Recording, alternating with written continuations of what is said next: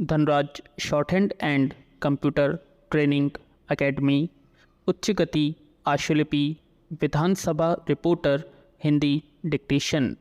कुल शब्द 1407, प्रतिलेखन संख्या 35, गति 140 शब्द प्रति मिनट। Be ready, 3, 2, 1 start. इसको दुरुस्त करने के लिए आपने इस बजट में प्रावधान किया है। इसके साथ ही हम यह भी देखते हैं कि रेलवे स्टेशनों पर छोटे छोटे बच्चों से लेकर बूढ़े तक भीख मांगते दिखाई देते हैं। वे यात्रियों के पीछे भागते हैं पैसा मांगने के लिए। यह हमारे देश की इज्जत है। तो मैं चाहता हूं कि इस समस्या को हल करने के लिए सरकार ध्यान दे और जो गरीबी है, भुखमरी है, उसको दूर करने के लिए, गरीब लोगों की ज़िंदगी को ठीक बनाने के लिए भी सरकार ध्यान दे। पैरा, श्रीमान, यदि आपने गांव का दौरा किया है तो वहां के लोग आपको यह कहते हुए मिलेंगे कि इतने साल हो गए आज़ादी के, इतना पैसा सरकार की तरफ से गांवों के विकास के लिए दिया जाता है, गांवों में सड़कें बनाने के लिए दिया जाता है, पीने के पानी का इंतजाम करने के लिए दिया जाता है। लेकिन हालत यह है कि आज भी गांवों की औरतों को 4 मील दूर से पानी लाना पड़ता है। हिंदुस्तान के कई राज्यों में ऐसे हालात है। इस हालत को ठीक करने के लिए सरकार को ज़्यादा से ज़्यादा ध्यान देना चाहिए और ज़्यादा से ज़्यादा पैसा इसमें देना चाहिए। लेकिन मुझे खेद के साथ कहना पड़ता है कि हमारा ध्यान एशियाड की तरफ जाता है, गांवों में सुधार की तरफ नहीं जाता है।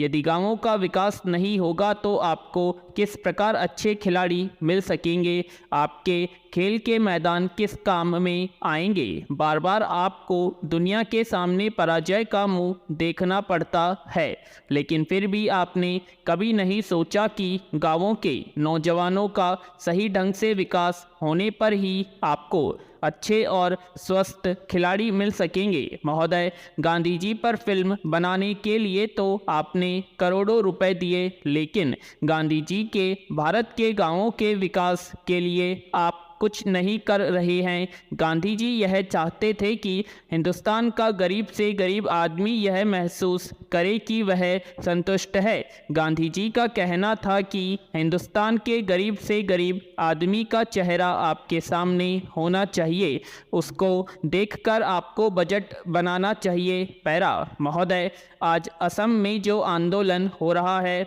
गुजरात में, अलीगढ़ में आंदोलन हो रहा है, गरीब आदिवासियों, हरिजनों को सबसे ज़्यादा प्रभावित कर रहा है। आप दावा करते हैं कि हमने ठीक किया है।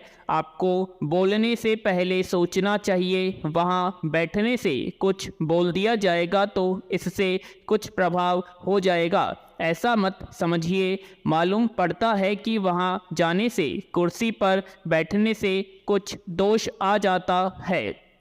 हम भी वहाँ रहे हैं, लेकिन हमको भी कभी कभी हो जाया करता था कुर्सी का दोष। यह आपका दोष नहीं है, लेकिन हम आपके सामने स्वीकार करते हैं। हमें इतने निडर नहीं होते थे, हर वक्त सजग रहते थे कि कुर्सी का क्या काम है, लोगों की क्या आशा है, कम से कम डर कर रहते थे। ये तो डरने का नाम भी नहीं लेते। आप कहिए कि हिंदुस्तान में दूध की नदियाँ बहा दी तो हम लोग क्या कहेंगे? बहुमत से आप हमको डरा देंगे अगर इस पर मतदान हो कि कांग्रेस पार्टी ने 1 वर्ष के अंदर कम से कम देश में दूध की नदियाँ बहा दी तो वोट इसमें लिया जाएगा, तो हम लोग हार जाएंगे और आप जीत जाएंगे। तो क्या दूध की नदियां बह जाएंगी? पैरा, अभी राष्ट्रपति ने 14 अगस्त को जो भाषण दिया था उसमें आपने कहा कि देश में जरूरी नहीं कि कोई पार्टी बहुमत होने से अच्छा काम कर सकती है। यह हमारा नहीं, राष्ट्रपति का भाषण है, जिस भाषण पर आज हम यहाँ बहस कर रहे हैं। तो आप इन चीज़ों को याद रखिए। किस स्थिति में उन्होंने कहा है कोई बहुमत वाली पार्टी भी आ जाए तो ज़रूरी नहीं है कि गरीबी मिटा देगी, कोई ज़रूरी नहीं है कि देश को अच्छी स्थिति में पहुंचा देगी, कोई ज़रूरी नहीं है कि अमन और शांति कायम कर देगी। हमें दृढ़ संकल्प होना चाहिए, हौसला चाहिए। देश की ताकत आपके पास है, देश के संसाधन आपके पास है। क्या माननीय मंत्री जी को जो डर है लोगों में उसका आभास है? आज हिंदुस्तान में इंडोनेशिया के बाद सबसे ज़्यादा मुसलमान है। आंकड़े मेरे पास नहीं हैं, लेकिन दुनिया में अगर कहीं ज़्यादा है तो पाकिस्तान बनने के बाद आज भी हिंदुस्तान में है। उसकी क्या हालत है आप कह सकते हैं, उसके भीतर क्या डर है? आपको यहाँ कुछ कह देंगे जो आपकी पार्टी में है, लेकिन उनके दिल में भी क्या है आप जानते हैं। उनको डर बना हुआ है, बहुत सी बातें कही नहीं जाती हैं।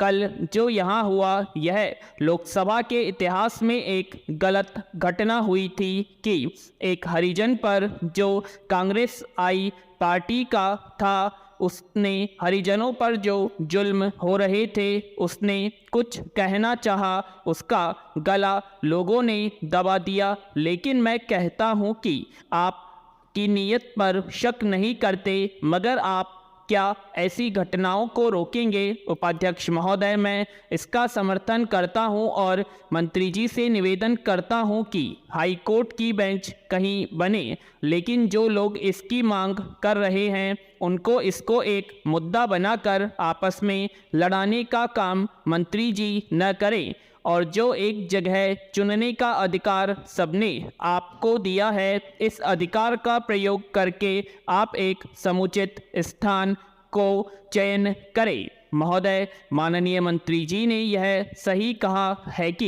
यह आंदोलन का विषय किसी को भी नहीं बनाना चाहिए, लेकिन दुर्भाग्य की बात है कि सरकार बिना आंदोलन के कोई निर्णय नहीं करती है।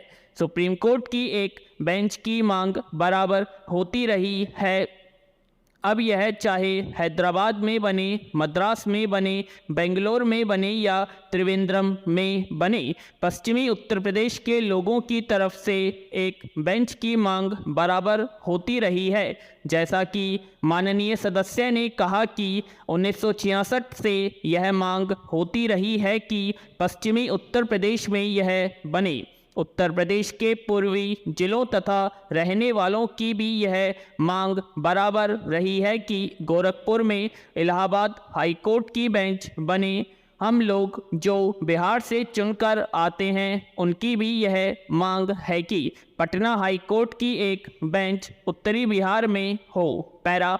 माननीय उपसभाध्यक्ष महोदय, राष्ट्रपति जी ने अभी कुछ दिन पूर्व संसद के संयुक्त अधिवेशन में जो अभिभाषण दिया है वह वर्तमान सरकार की जो नीतियां हैं और जो कार्यक्रम हैं उनके संबंध में है। लेकिन जैसा कि इस तरफ के अनेक वक्ताओं ने कहा है, राष्ट्रपति जी का अभिभाषण बिल्कुल नीरस था। उसमें इस देश की जनता से न कुछ वायदे किए गए हैं, न आश्वासन दिया गया है, जिनके लिए पहले 2 लोकसभा के 1984 के चुनाव हुए और उसके बाद 1985 में जब वर्तमान लोकसभा गठित हुई और जो संयुक्त अधिवेशन हुआ उसमें जो वायदे किए गए थे। पैरा।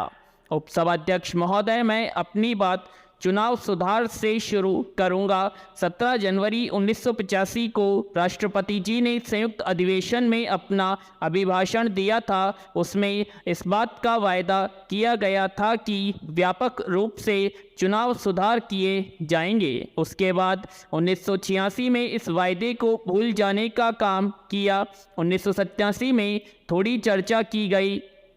इस संयुक्त अधिवेशन में जो अभिभाषण हुआ उसमें चुनाव सुधार के सिलसिले में कोई चर्चा नहीं की गई। इस देश में जो चुनाव प्रणाली है उसके संबंध में सभी पक्षों की राय है कि चुनाव कानून में व्यापक संशोधन होना चाहिए। इसलिए सरकार के आदेश पर चुनाव आयोग ने इस देश के प्रबुद्ध लोगों से और जितने भी राजनीतिक दल हैं, चाहे राष्ट्रीय स्तर के हैं, प्रादेशिक स्तर के हैं या क्षेत्रीय स्तर के हैं, उनसे बराबर इस सिलसिले में सुझाव मांगे। काफ़ी राजनीतिक दलों ने सुझाव दिए भी, लेकिन आज तक पता नहीं।